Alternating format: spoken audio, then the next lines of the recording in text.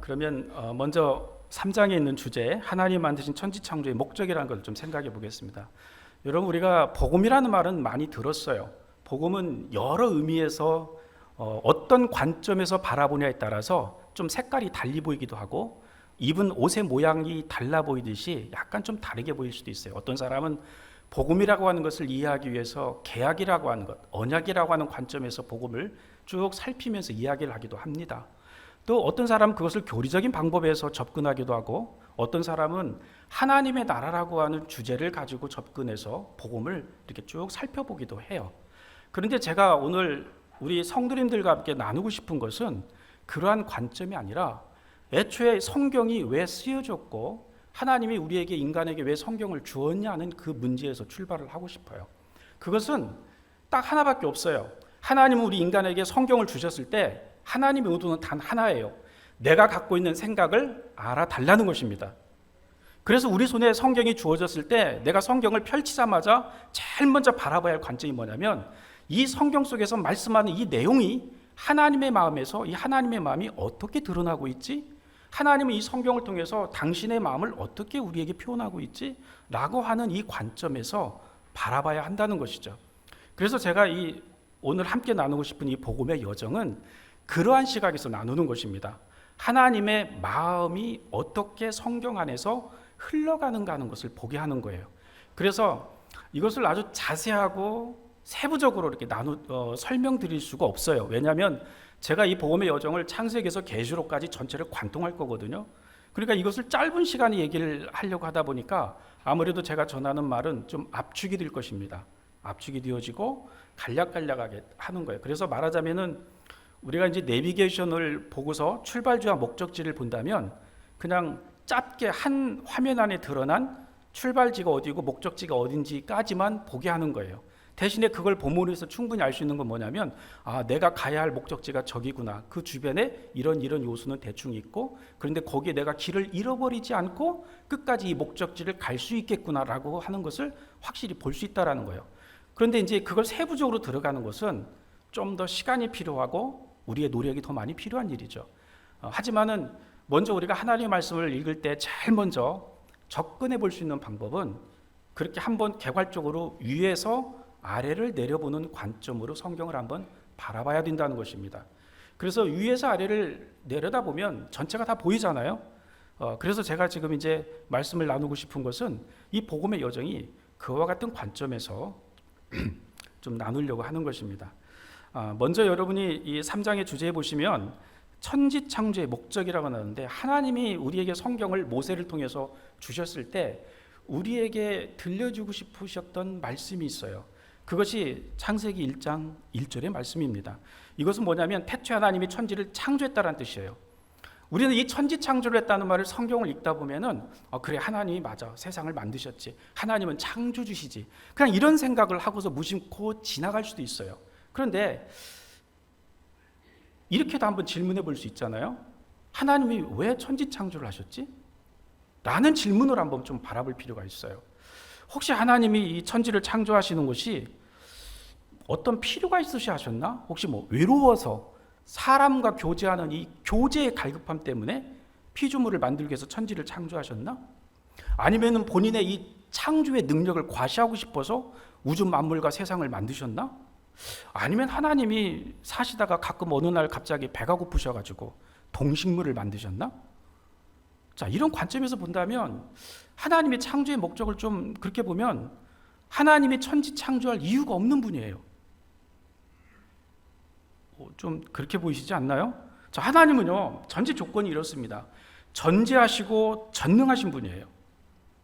그리고 하나님은 이미 삼위의 하나님으로서 천지를 창조하기 전에도 이 삼위의 하나님은 충분히 서로를 위해서 공존하고 교제하시고 그 영광 속에 당신들의 존귀함을 함께 그 영광으로 나누고 계시고 있는 상태였어요. 아쉬울 것이 하나도 없는 것이 우리 하나님의 본질이고 모습입니다. 그렇기 때문에 하나님이 사실은 천지를 창조했다 했을 때는 하나님이 당신을 위해서 만든 행위가 아니었다라는 것입니다. 그래서 우리는 이 성경이 주어져서 이 창조 이야기를 했을 때 거기서 제일 먼저 바라봐야 될 것이 뭐냐면 창조를 하신 하나님의 마음을 바라봐야 되는 거예요. 하나님이 왜 창조를 하셨을까? 자, 그러면 여러분 이제 성경 펼쳐 놓으셨잖아요. 자, 성경을 한번 보세요. 자, 1절이 뭐라고 나와 있습니까? 뭐를 창조했다고요? 천지가 뭡니까? 하늘과 땅이에요. 그래서 2절에 바로 이야기를 하는 것이 땅의 모습을 지금 이야기하고 있어요.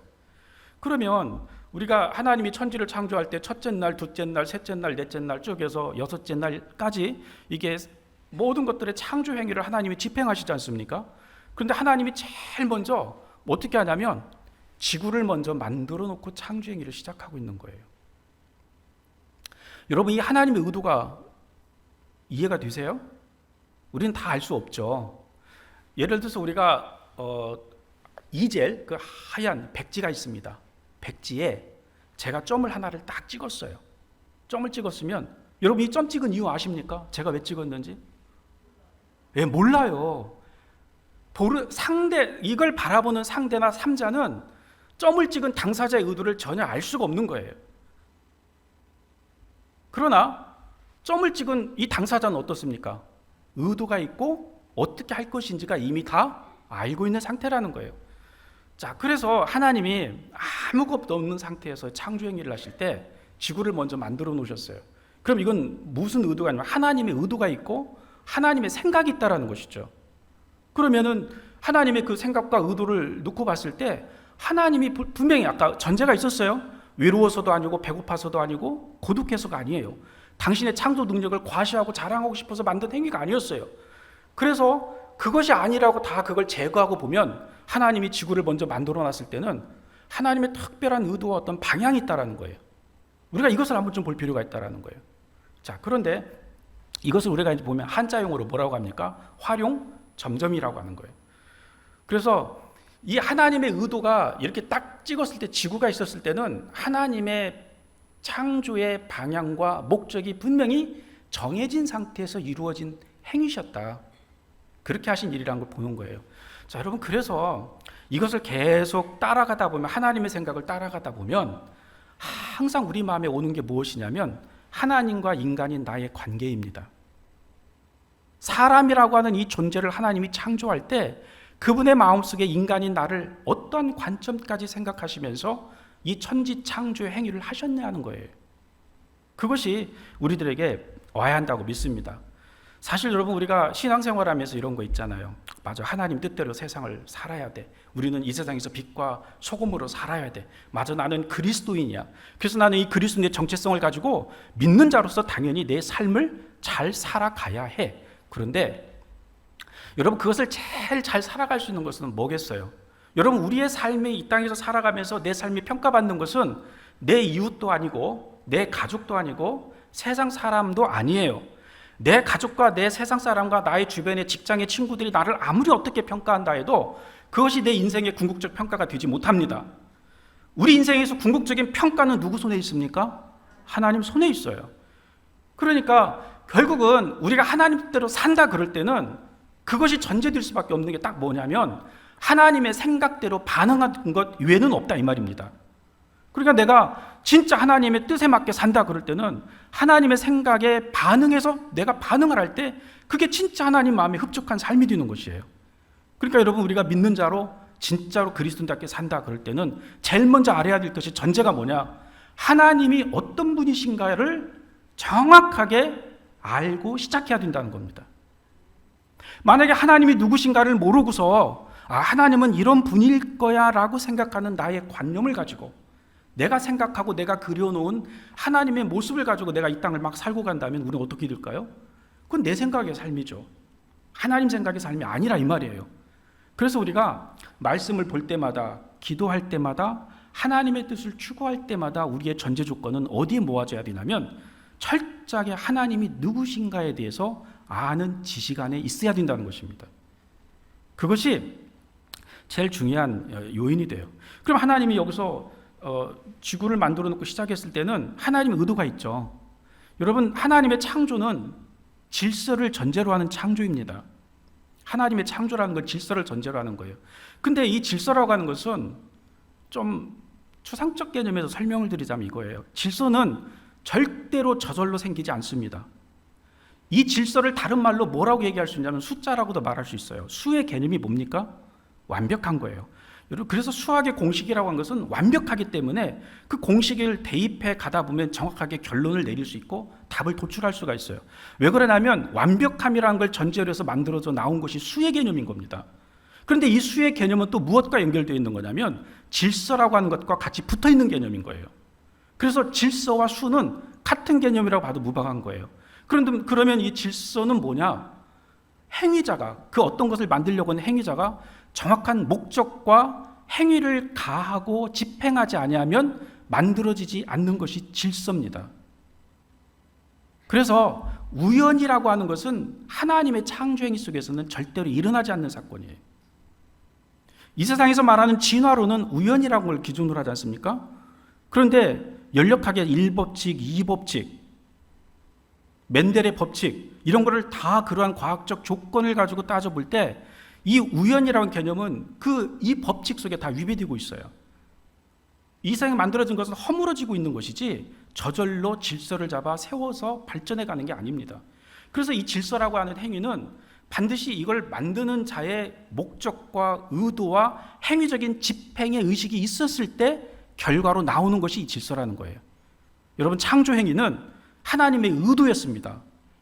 창조 행위는 하나님이 우리에게 보여주신 질서의 모습이었어요. 그래서 사실은 하나님의 선하신 의도와 이 질서의 목적이 있었기 때문에 하나님의 의도대로 세상의 만물과 우리 인간은 죄를 범하기 전까지만 해도 하나님의 선하심을 쭉 자연스럽게 추구하면서 그 질서 안에서 살아가고 있었던 것입니다. 그런데 유일하게 이 질서를 파괴하는 것은 자유지를 가진 두 존재밖에 없는 거예요. 제가 이 3장을 하기 전에 미리 전제 조건의 배경을 설명하기 위해서 이렇게 좀 잡다한 이야기를 더 많이 드리고 있는 겁니다. 그래서 이 세상에 하나님 만든 피조 세계는요, 하나님이 만든 질서, 그러니까 일방적으로 하나님이 부여하신 법칙에 의해서 지배되고 있는 구조가 피조 세계예요. 그래서 이 피조 세계는 자유지가 없어요. 하나님이 이렇게 움직여라라고 하는 어떤 법칙을 딱 정해서 줬기 때문에 이 세상의 모든 우주 만물, 생물이든 동물이든 이 태양계, 우주 모든 은하계는 하나님이 만든 법칙 안에서 그냥 100% 순종하여 움직이는 집합체인 것입니다. 그래서 반항할 수가 없는 거예요.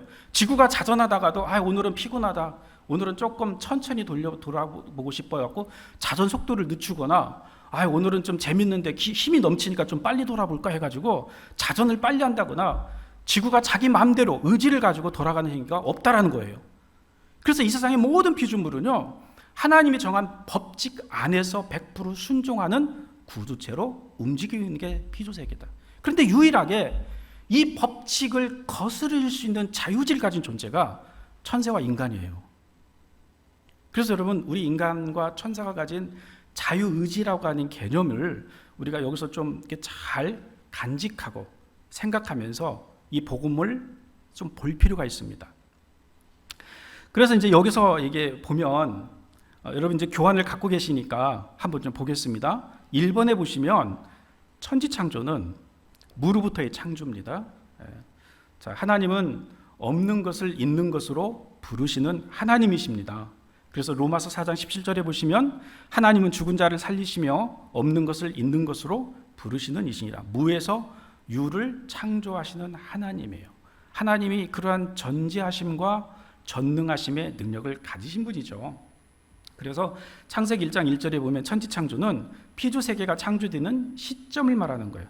우리가 이제 알고 있는 시간과 공간과 물질이라고 하는 이 개념은 피조세계가 만들어짐으로 인해서 생겨난 개념입니다. 그럼 여러분, 이것을 전제로 우리가 또 이해해야 될 게 뭐냐면 하나님이 계신 영원이라고 하는 그 개념은 뭘까요? 시제가 없는 개념이에요. 영원은 시제가 존재하지 않아요. 과거, 현재, 미래라고 하는 시제가 없어요. 그리고 제한적인 것이 존재하지 않아요. 그래서 영혼은 그냥 이 시제 이런 것들, 제한적인 그런 것들이 아예 시간, 공간, 물질이 존재하지 않아요. 이런 개념들이, 제한적이란 개념이. 그래서 우리가 성경에 보면 예수님이 무리를 거르시고 죽은 자를 살리시고 오병이에 의해 기적을 베푸시고, 자, 그 모든 것은 예수님이 어떤 분이십니까? 창조주시죠. 하나님이시죠. 그러니까 말씀으로 모든 것을 다 만드실 능력이 있는 우리 예수님의 입장에서는 무리를 걷거나 죽은 자를 살리거나 생명이 이미 떠나간 존재에게 다시 생명을 부여하는 것은 아무 일이 아니라는 거예요. 왜 그러냐면 이 예수님이 말씀으로 모든 것들을 다 창조하신 창조주 하나님이시잖아요. 그래서 예수님의 행위를 신기하게 봐서는 안 된다는 거예요. 성경에서 예수님이 그런 일을 하신 게 신기한 게 아니라고요. 당연한 거라고요.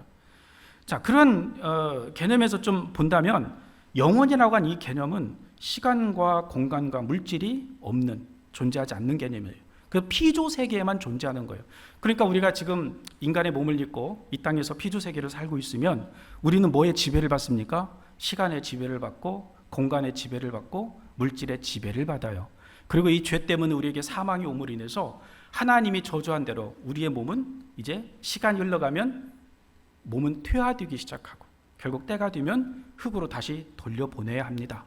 그래서 우리 인간이 죽었다 깨나도 거스릴 수 없는 것이 내가 늙어가는 것, 시간을 되돌리는 것, 이런 거 할 수 없어요. 그리고 또 하나는 죽는다는 것, 죽은 이후의 결과를 내가 정할 수가 없어요. 이건 거스릴 수 없는 법칙입니다. 그래서 우리는 이제 그런 것 때문에 우리의 삶이 이렇게 좀 불확실한 상태에 놓이게 되었던 것이죠. 자, 그런 개념을 조금 전제로 갖고 한번 또 보겠습니다. B번을 보세요. 시간은 직선으로 직진성만을 가진다. 맞습니다. 하나님 만든 이 피조 세계에서 시간이 생겼을 때 이 시간은 직진성만 가집니다. 우리를 위해서 기다려주지 않습니다. 그리고 도로 표지처럼 유턴 표지판이 존재하지 않아요. 우리를 위해서 되돌아오지 않아요. 시간은요. 우리가 아무리 과거를 추억하면서 내가 그때 그 시절로 돌아가면 좋겠다고 말을 해도 그 시간은 우리에게 주어지지 않습니다. 시간은 직진성만 가는 거예요. 그래서 여러분들이 내가 정말 신앙을 이해하고 믿음을 이해했다 그러면 반드시 짚고서 기억해야 될 사실이 있어요. 하나님은 항상 뭔만을 보냐면 직진성의 관점에서 우리의 믿음을 보십니다. 그럼 여러분이 히브리서의 말씀에 보면 이런 말이 있죠. 우리가 죄를 범하고서 넘어지고 엎어지면 히브리서에 보니까 뭐라고 나와 있어요? 다시 출발선으로 돌아가지 말고 있는 자리에서 일어나서 어떻게 하라고요? 앞을 보고 다시 나아가라. 이 말씀 보셨죠? 저만 보았나요? 다 기억하고 계신 거죠. 예, 제가 이렇게 말씀을 하시니까 그냥 듣고 계시면서 공감하고 계신 거라고 저는 믿습니다. 근데 그 말씀에 보면 하나님은 우리의 믿음을 그렇게 보시는 거예요. 그래서 우리는 내가 과거로 돌아가고 출발점으로 가 이런 걸 하나님 원하지 않아요. 그래서 내가 지금 있는 애 죄인으로 있던, 내가 좀 부족한 상태로 있던, 내가 어떤 모습으로 있어도 하나님은 그 상태에서 그냥 나가는 걸 원하시는 거예요. 왜 그렇습니까? 하나님은 전지하고 전능하시고 그 나가면서 부족하지만 내가 믿음으로 하나님 앞에 내 믿음을 고백하며 가면 하나님은 그 모든 것을 받아주실 그 전제가 이미 하나님은 되어 있는 거예요. 탕자를 향해서 찾아온 것은요, 하나님이 탕자가 아버지를 향해서 먼저 가긴 했지만 그 아들을 보고서 먼저 달려간 건 아들이 아니고 아버지셨어요. 그리고 목을 껴안고 입을 맞춘 것은 아버지였어요. 탕자가 아니었어요. 그러니까 그런 것처럼 하나님이 우리에게 있어서 이렇게 보시는 관점은 그런 직진성을 갖고 우리 믿음을 보시는 겁니다. 그래서 시간이 이 직진성이라고 하는 것도 절대로 우리가 되돌이킬 수 없어요. 그렇기 때문에 우리는요, 이대로 살면, 하나님 모르고 이대로 살면 그냥 죽게 되어 있고요, 하나님 모르고 이대로 살게 되면 우리는 멸망할 수밖에 없습니다. 그래서 내가 이 흘러가는 내 인생의 시간 속에서 나에게 영생을 주고 나에게 구원을 해주실 이 하나님을 만나지 못하면 우리는 그냥 이대로 살면 죽고 멸망하는 거예요. 그래서 우리가 이 시간의 지진 속에서 사는 우리 인생을 언제 한 번쯤은 진작에 멈춰서서 되돌아보고 나의 위치가 어디에 있는지를 생각해야 합니다. 거기서 하나님을 만나면 구원의 은혜가 있을 줄로 믿습니다. 예. 자, 그리고 여기서 이 창세기 1장 2절은 지구가 제일 먼저 만들어져 있는 상태입니다. 자, 이제 계속 얘기를 해나가자면 하나님이 지구를 먼저 만들었다는 건 하나님의 의도가 있다고 그랬습니다. 자, 큰 2번을 볼까요? 6일간의 천지 창조 속에서 하나님이 모든 것을 보시기에 좋았더라 이렇게 말씀을 하셨어요. 하나님이 보시기에 좋았다라고 하셨을 때는 이게 뭐냐면 하나님이 생각하는 의도대로 다 되어졌기 때문에 좋다 이렇게 여기는 겁니다. 그러니까 하나님이 천지를 창조하는 모든 것은 하나님이 의도하신 그분의 생각대로 그대로 다 이루어졌다는 뜻이에요. 그래서 하나님이 보시기에 좋았더라 이렇게 얘기하는 것이고, 자, 하나님이 만든 모든 것은 완벽한 것이죠. 그래서 우리가 또 한편에 이런 것도 생각해야 합니다. 하나님 만든 모든 창조의 행위 속에서 만들어진 피조 세계는 유지보수가 필요하지 않습니다. 그래서 하나님이 이거 내가 잘못 만들었어, 이건 좀 노화돼가지고 문제가 있고 좀 삐그덕거리네, 빨리 가서 고쳐야지, 이런 거 없다는 거예요. 그만큼 하나님이 만든 모든 것들의 작품은 완벽 그 자체로 만들어진 것입니다. 그래서 지금 이렇게 많은 세월이 흘러가도 지구는 고장난 적이 없고요, 태양과 별의 간격이 고장난 적이 없고, 자전과 공전, 지금도 태양은요 저 우주의 어느 방향을 알게 모르게 계속 공전을 하고 회전하면서 날아가는데, 나머지 있는 지구를 비롯한 태양계를 둘러싼 태양계 행성들도 똑같은 간격을 유지하면서 태양을 따라서 우주의 한 공간을 같이 일정한 간격을 유지하면서 지금 날아가고 있어요. 여러분, 이 법칙 고장난 적이 없어요, 지금까지. 그래서 내가 오늘이 9월 며칠입니까? 22일이죠. 작년에 9월 20일에 만났던 우주의 한 시점과 그 공간이 지금 오늘 내가 있는 이 시간과 똑같은 그 장소가 아니에요. 전혀 달라요. 항상 우리는 새로워요.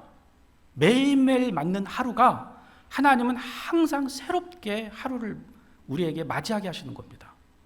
그래서 항상 주님이 지으신 하루하루는 새날이라고 한 것입니다. 자, 그래서 이제 여기서 보게 되면 하나님 만든 것은 그 유지보수가 필요가 없기 때문에 하나님이 어떤 것을 집행하고 무언가를 실행했다 그러면 여러분 그것은 완벽하다고 믿으시기 바랍니다. 만약에 구원이라고 하는 개념에서 예수님의 십자가를 통해서 우리가 믿음을 통하여 구원을 받았다, 하나님이 그것을 말씀 속에서 약속하셨고 이미 그것이 2000년 전에 실제로 역사적으로 일어난 사건인데 내가 그걸 믿음으로 믿었는데, 이거 믿으면 구원 받는다고 로마서 10장 9절 10절에 나와 있잖아요. 여러분, 이렇게 하나님이 선언했다면 이건 완벽한 구원인 줄로 믿습니다. 그래서 하나님이 이렇게 말씀하시는 모든 것들은요 그냥 완벽하게 떨어지는 거예요. 결론입니다. 자, 그래서 하나님이 만든 그 모든 피조 세계의 형태는 어떻느냐? 완벽하고 유지보수가 필요하지 않았다. 그리고 또 하나, B번 봅니다. 하나님은 아름다움을 보시는 창조의 디자이너시다 그랬습니다. 이 신묘한이라는 것, 여기서 좀 한 가지 좀 생각하면서 우리가 좀 이렇게 묵상하면서 기뻐해야 될 일이 뭐냐면, 여러분, 우리가 하나님의 마음을 어떻게 알 수 있을까요? 인간이 하나님은 이런 분이시야. 우리가 추상적으로는 하나님은 아가페의 사랑이시고 조건 없는 무조건적 그 사랑을 베푸시는 하나님이고 사랑이 하나님이다. 이런 개념 우리가 알 수 있겠지만은, 여러분, 그걸 갖고 하나님을 안다고 할 수 있습니까? 보다 좀 더 깊이 들어가야겠죠. 하나님을 알고 느낀다고 하는 개념. 근데 인간이 하나님의 마음을 헤아릴 수 있는 것은 뭐 때문에 헤아릴 수 있나요? 하나님이 이런 분이시구나 라고 하는 것을 느낄 수 있는 것은, 저는 좀 이런 관점에서 한번 좀 생각하고 좀 나눠보고 싶어요. 하나님이 인간을 왜 육체를 주셨을까? 육체를 준 그 이유에 대해서 혹시 고민해 보셨습니까? 근데 우리가 흔히 생각하기에 이놈의 육체 하나님이 나에게 내가 죄를 보고 죄인으로 태어난 존재 때문에 내가 이렇게 늙고 피부 쭈글쭈글해지고, 저도 30대만 해도요 얼굴에 광채가 났습니다. 근데 저 지금 제가 50대 중반을 넘어가고 있거든요. 틀려요. 매일매일 이렇게 만져보면 달라요. 이 탄력이 다르고 이 피부의 노화 상태가 다릅니다. 이거 생각하면 참 속상해요. 솔직히 속상해요. 이 육체라고 하는 게 참 불편해요. 내가 의도하지 않았는데도 어느 순간 나도 모르게 병이 생기고 몸이 불편해져 버려요. 그러니까 참 그런 거 생각하면 그래요. 그리고 게다가 우리에게 이 육체의 고통 때문에 아픔이 온다고 또 생각해 보세요. 이 아픔의 고통이 얼마나 큽니까? 그러니까 우리는 이런 걸 생각하면 다 불편하다고 생각을 합니다. 그런데 하나님은 희한하시죠. 천사는 말로 그냥 창조하셨어요. 영적인 존재로 그냥 창조했어요. 그리고 거기다가 자유지를 주셨는데, 인간은 희한하게 흙에서 하나님이 만들어 놓은 이 흙이라는 이 물질에서 그거를 취해가지고 쭈물딸쭈물 한 다음에 입김을 후 불어갖고 코에 생기를 줘가지고 생명이 되게 하셨어요. 그리고 거기에 이 창세기 2장에 보니까 당신의 형상을 집어넣었다고 말씀하고 있어요. 그런데 거기서 또 특징이 뭐냐면 천사하고 만들어진 존재, 자유지를 똑같이 가졌지만은 만들어진 상태가 보니까 좀 특이하게 우리는 흙이라고 하는 이 물질을 가지고 육체로 하나님이 나를 지으신 거예요. 야, 이거 여러분 육체가 왜 필요합니까?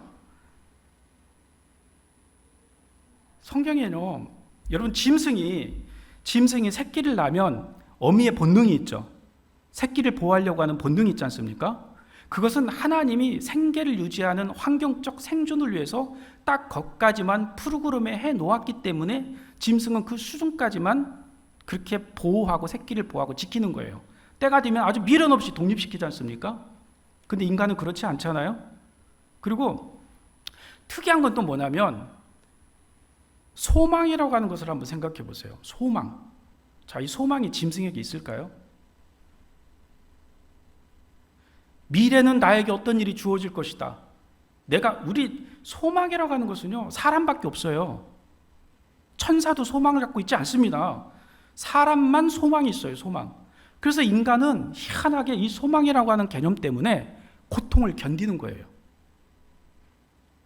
근데 이 소망의 본질이 어디에 있습니까? 하나님이에요. 우리를 지으시고 당신의 형상으로 나를 빚어주신 생명의 주인이신 하나님께 딱 거기에 붙어서 우리가 바라보는 소망은 그 하나님께 있는 것입니다. 만약 우리가 믿음 안에서 이걸 찾고 가면 우리 인생의 삶은 180도 달라질 줄로 믿습니다. 그런데 여러분, 이렇게 이제 육체를 주셨을 때 하나님이 육체를 생각하면 불편한 것 같지만 하나님이 지금 이제 가을이지 않습니까? 예쁜 국화꽃도 피고 여기도 이렇게 아름다운 꽃이 놓여 있잖아요. 우리는 이걸 보면서 어떻게 생각하십니까? 예쁘다라고 보죠.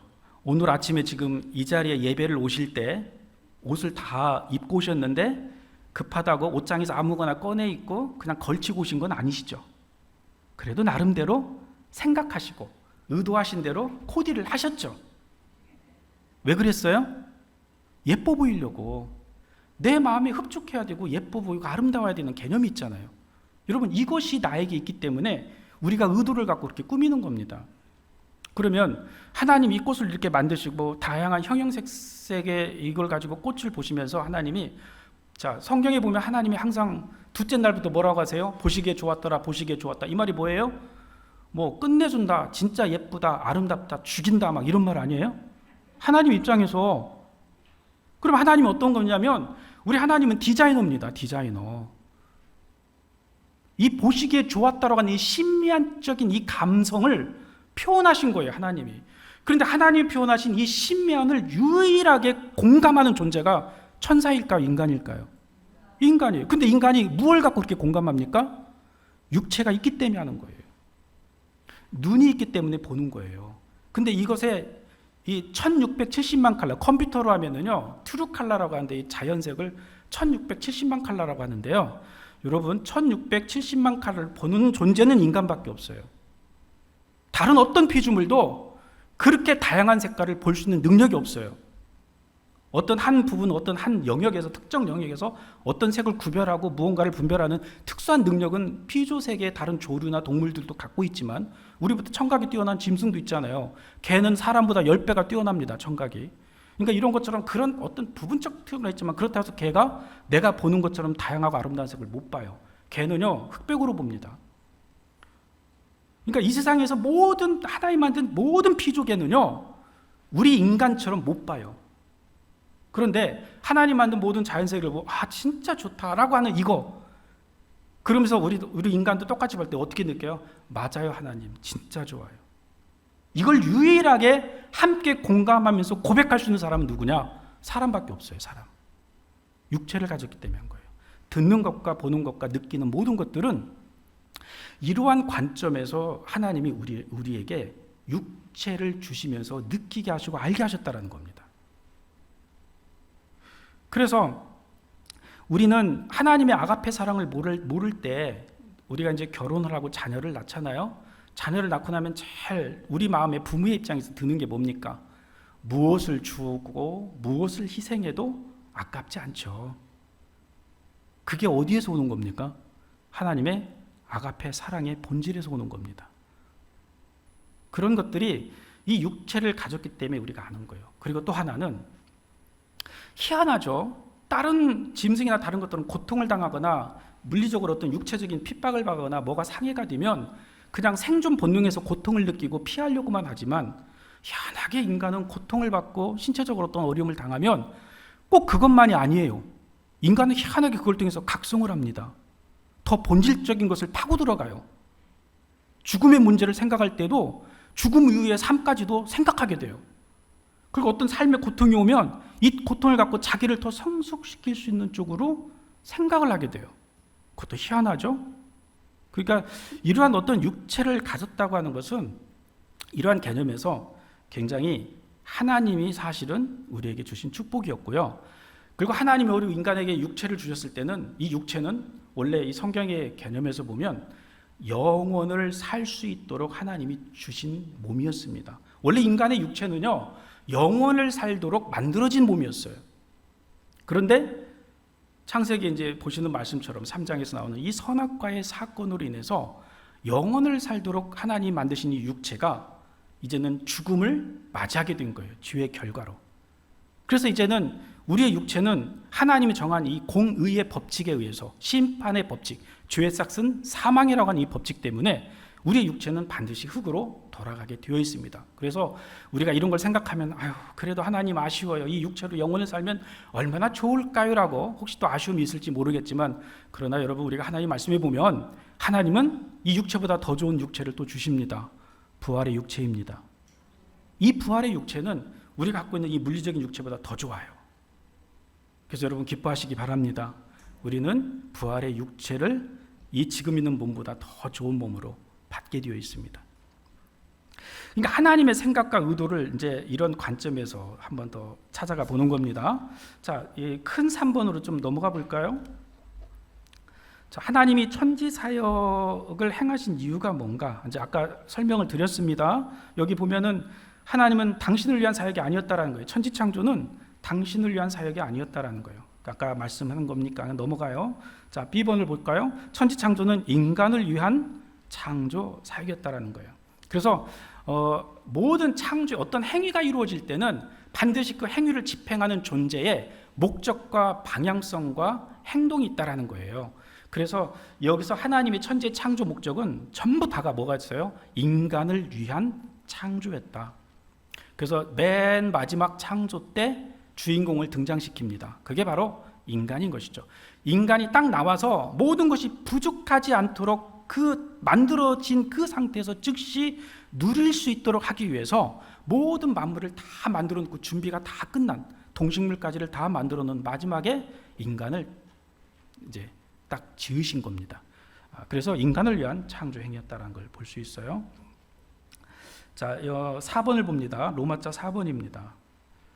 천지 창조는 인간을 위해 만드신 하나님의 창조 사역이고요. 자, 주인공은 마지막에 등장하죠.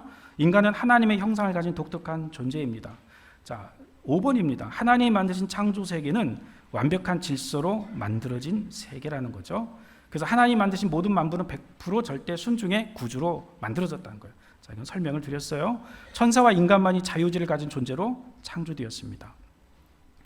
자, 여기서 한번 조금 더 짚고 넘어가지만 철저하게 우리가 이렇게 창조 행위 속에 인간과 하나님의 관계를 봤을 때 하나님이 인간에게 어떤 마음을 갖고 계시냐면 모든 것을 다 주는 마음이에요. 그래서 인간에게만큼은 아주 독특한 엄청난 특권을 주셨습니다. 천사는요, 자유의지를 가지고 있지 않습니까? 그런데 이 자유의지를 가지고 있다가 이 자유의지는 내가 선택할 수 있는 능력이고 특권이잖아요. 그러니까 하나님이 만든 모든 이 법칙을 내가 깨트릴 수도 있고 순종하여 따라갈 수도 있는 게 자유의지의 특권이에요. 그런데 이 선사가, 이 루시퍼가 반역을 했을 때 이 자유의지를 가지고 하나님을 대적한 거잖아요. 자, 그랬을 때 이 천사가 가진 자유의지에 대해서는 하나님은 어떻게 하시냐면 말씀해 보면 회개의 기회를 주지 않습니다. 그래서 여러분이 성경을 창세기에서 계시록 전체를 아무리 파고들어서 살펴보셔도 천사에게 하나님이 회개를 주셨다라는 말을 찾아볼 수가 없는 거예요. 천사는 이 자유의지를 가지고 하나님이랑 대적하는 그 순간 바로 하나님 앞에 심판을 받습니다. 처벌을 받게 되어 있어요. 그래서 천사에게는 회개의 기회가 존재하지 않아요. 그런데 희한하죠. 인간은 이 자유의지를 갖고 죄를 똑같이 사단의 편에 서 갖고 범죄했지 않습니까? 하나님 앞에 반역을 했잖아요. 그런데 인간에게는 하나님이 뭐 어떻게 하십니까? 회개의 기회를 주었어요. 이거는요, 오늘날 말로 하면 편애입니다. 천사 입장에서 보면 편법이고요, 특권이고, 이겁니다. 하나님은 굉장히 일방적인 관점에서 인간에게 이 특권을 주셨어요. 여러분, 회개는 인간만이 가진 특권입니다. 그래서 우리 인간은 내가 지금 어떤 죄인으로 있어도, 내가 지금 아무리 시궁창 같은 인생에 지금 처해 있다 할지라도, 내가 지금 이 순간 하나님을 정말 믿음으로 믿고 회개만 할 수 있다면 우리는 하나님 앞에서 용서를 받습니다. 인간이 의로워지는 이 특권, 이것조차도 사실은 하나님이 일방적으로 주신 은혜라는 거예요.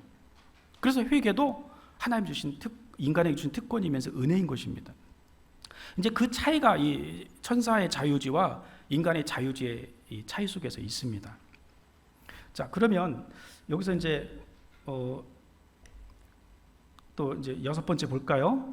이 교환은 좀 나가야 되니까. 예수님은 창조주 하나님이시죠. 그래서 창조주 예수님은 요한복음 1장 3절에 보면 모든 만물이 예수님으로 해서 지어졌다라고 나옵니다. 그래서 예수님 없이는 만물이 창조된 게 없다. 다 지어진 것이다. 이렇게 얘기합니다. 자, 이거는 이제 말씀을 좀 찾아보시면 될 것 같아요. 그 다음에 이제 B번에 보면 모든 만물은 예수님께 붙들려 있다. 자, 그래서 이 세상에 인간을 심판하고 만물을 심판할 수 있는 권세가 누구에게 있냐면 예수님께 있습니다.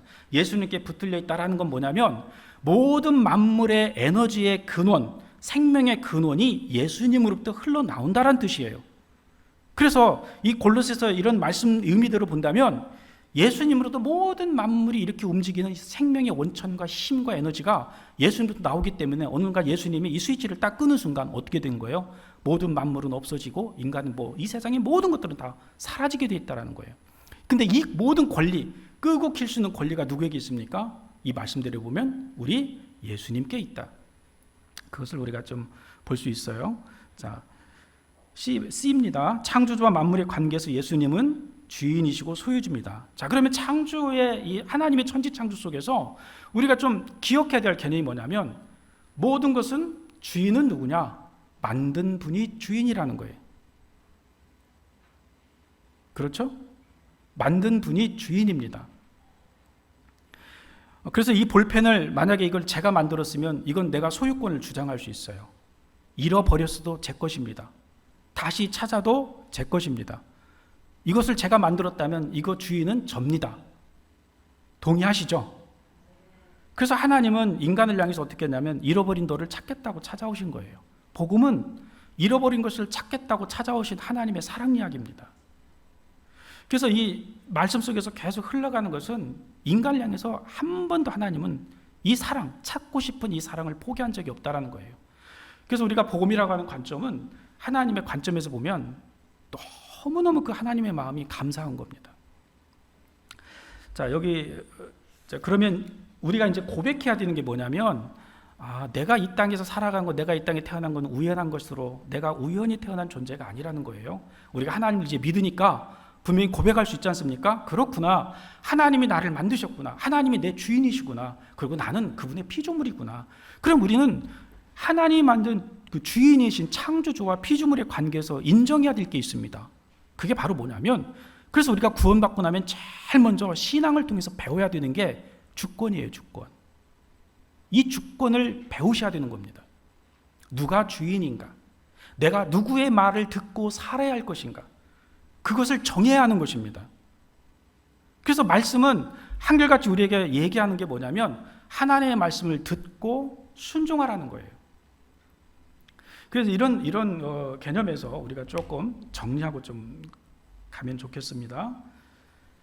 자, 그리고 D번입니다. 창조주 하나님을 성경과 창조해 주신 만물을 통해 알아가야 된다. 그래서 이제 우리는 하나님의 이 창조 행위와 하나님이란 존재를 성경 속에서 만났다면 이제 우리가 힘써야 될 일이 뭐냐면 그렇게 천지를 창조하시고 나를 만드신 이 하나님은 어떤 분이시지? 라고 하는 하나님을 알아가려고 하는 노력이 있어야 되는데, 여러분 이것도 그냥 이 세상의 잡다한 지식을 갖고 하나님을 찾으면 안 되는 거예요.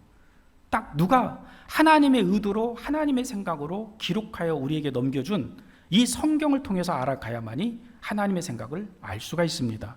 그래서 우리가 성경을 모르면 하나님의 의도를 알 수가 없어요. 이 세상의 어떤 자연계를 가지고 내가 아무리 관찰하면 질서를 찾을 거예요. 수의 개념도 찾고 질서의 개념을 찾으니까 뭔가 이 만든 존재가 있을 거야. 우연은 없기 때문에 뭔가 설계자가 있을 거야. 그래서 지적 설계론이라는 말도 자꾸 이렇게 우리께 심심치 않게 들리지 않습니까? 그러니까 뭔가 만든 존재가 있을 거야. 막 이렇게 생각한다 이 말이에요.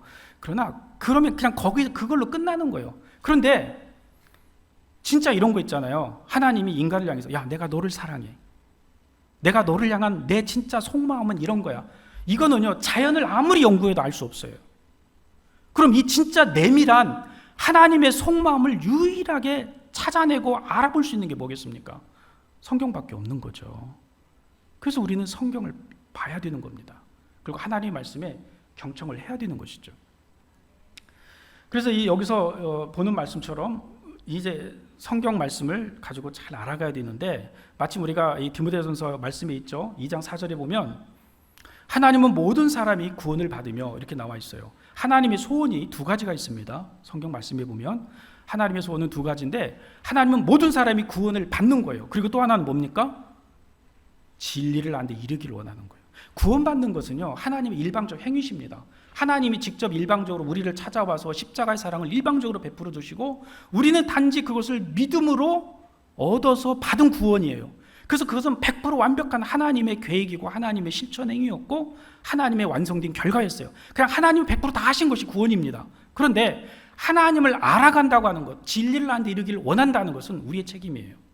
우리가 노력해야 합니다. 내가 말씀을 가지고 노력해 가야 되는 거예요. 그리고 말씀을 경청하고 말씀을 따라가면서 하나님의 생각과 의도를 찾아가야 합니다. 근데 하나님은 이걸 원하신다는 겁니다. 자, 이렇게 찾아가면서 하나님을 나중에 더 가깝게 알아가게 되면 결국 우리는 하나님을 더 친밀하게 아는 거예요. 신앙은 이렇게 설명할 수도 있습니다. 신앙은 다른 거 없어요. 정말 신앙이 뭡니까라고 질문을 던졌을 때 대답해 줄 수 있는 건 딴 거 없어요. 하나님을 아는 친밀감이 신앙입니다. 저는 그것을 신앙이라고 봅니다. 그래서 우리의 믿음이 추상적이냐 실제적이냐는 문제는요, 내가 하나님을 추상적으로 아느냐 친밀감으로 진짜 늦게 아느냐 이 차이에 있어요. 근데 우리가 하나님을 이렇게 친밀감으로 만날 수 있는 전제 조건이 뭐냐? 바로 말씀 안에 있습니다. 그리고 하나님을 이 말씀 안에서 그렇게 찾아가야 합니다. 그래서 오늘의 이야기는 이런 것입니다. 오늘은 결론적으로 창조의 행위 속에서 하나님이 말씀하신 것은 딱 이런 거예요. 복음의 여정을 쫓아간다고 할 때 하나님은 우리에게 성경을 주신 목적이 있습니다. 그 목적은 뭐냐면 인간인 너를 잊지 않고 영원히 나는 너를 끝까지 사랑할 거라는 이 마음을 전해주고 싶었던 거예요. 근데 하나님이 이것을 지금 전해질 도구가 다른 게 없었어요. 그래서 이스라엘 민족을 선택해서 두 가지를 하게 하신 거예요. 성경을 보존하게 하고, 그게 로마서에 나오잖아요. 3장에. 그 다음에 로마서 9장이 뭐예요? 법도가 있고 율례가 있고 규례가 있고 그리고 율법이 있고, 그리고 거기서 이스라엘 백성 중에 그리스도가 나셨다라고 얘기했어요. 말하자면 이 여자의 후손, 우리를 구원할 메시아신 창조자 하나님인 예수님이 인간의 몸을 입고 태어날 수 있는 이 역할을 이스라엘 민족이 감당한 거예요. 그래서 이스라엘 민족의 사명은 크게 보면 두 가지입니다. 성경을 기록하여 보존하고 인류에게 전수해 주는 거였고, 하나는 여자의 후손 예수 메시아를 탄생시키는 것이 이스라엘의 두 가지 역할이었어요. 선민으로서의 역할이었습니다. 그게 로마서 3장과 9장에 나와 있어요. 하나님의 마음은 그것을 이제 알려주고 싶은 거예요, 우리들에게. 그래서 내가 너희를 사랑한다. 그래서 이 성경을 통해서 우리에게 말하는데 어떻게 하냐면 창조 행위를 보라는 거예요. 이 창조 행위가 뭐였냐면 오직 인간인 너희만을 생각해서, 인간인 너만을 생각해서 내가 이 세상의 모든 만물을 만든 거야. 너만을 생각해서 내가 먼저 지구를 만들어 놓고 첫째, 둘째, 셋째 날 이렇게 6일에 걸쳐서 세상의 모든 피조개를 만들고 그 다음에 마지막 너를 만든 거야. 나는 너에 대해서 이런 마음이 있었어. 내 마음의 모든 창조 행위의 의도는 사람인 너를 위해서 만든 거야. 이걸 기억해다오. 그리고 내가 바로 너의 주인이라는 것을 기억해다오. 여기서 잠깐 부연 설명을 하자면 딱 이겁니다. 이 말씀하고 좀 마치겠습니다. 하나님이 그런 의도로 내가 너를 만들었다고 말했을 때 뭐냐면 이런 말도 있는 거예요. 내가 너를 모든 것을 책임져 줄게. 이 얘기입니다. 자, 이걸로 지금 결론을 내리겠습니다. 여러분, 우리가 진짜 하나님을 바로 만나서 하나님의 자녀가 되어 있으면 내 삶의 의식주의 문제에 할 것 없이 내 삶의 모든 영역은 하나님이 책임지십니다. 왜 그렇습니까? 만든 분이니까요. 그분의 목적에서 사람을 향한 하나님의 당신의 마음은 그거란 거예요. 모든 것을 주어도 아깝지 않은 존재가 인간인 나인 것입니다. 그래서 나의 모든 것을 책임지겠다고 하는 거예요. 그래서 예수님이 하시는 말이 너희는 무엇을 먹을까, 무엇을 입을까, 무엇을 마실까 염려하지 말라 얘기한 거예요. 그래서 우리가 이 창조행위 속에서 하나님이 이제 말하고 싶은 거예요. 내가 너희를 만들었던 거 이거 하나 잊지 말아달라. 이 세상의 모든 만물은 너를 위한 거야. 이걸 기억해다오. 내가 너를 향한 사랑은 이것이야. 자, 그래서 하나님의 창조행위 속에서 하나님은 우리를 그렇게 사랑한다라고 하는 사실에서 우리에게 내가 이 세상을 만들었어라고 선포하신 성경 첫 장을 열자마자 나오는 선언이 이건 거예요. 하나님 입장에서는 딱 단순하게 얘기한 거예요. 내가 너를 위해서 세상을 창조했어. 그래서 태초에 하나님이 천지를 창조하셨느니라 이렇게 말씀하신 겁니다. 자, 복음은 일단 이렇게 시작이 흘러가는 거예요. 다음에 제가 다음 주가 아니고 다음에 할 때는 이제 좀 선악과 문제, 좀 더 집중적인 좀 깊이 들어가서 그 부분을 좀 함께 나누도록 하겠습니다. 예, 감사합니다.